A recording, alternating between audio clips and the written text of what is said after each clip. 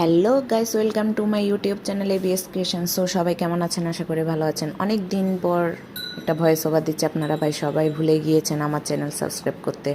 তো আমি আর কি করব, আপনাদেরকে মনে করিয়ে দিচ্ছি। আপনারা কিন্তু মনে করিয়ে দেওয়ার পরেও আমার চ্যানেলটা আপনারা সাবস্ক্রাইব করতেছেন না। কেন কেন কেন? এদিকে আমার দেবর আসছিল, তার জন্য আমি হচ্ছে যে একটু করে খাসির মাংস রান্না করতেছি।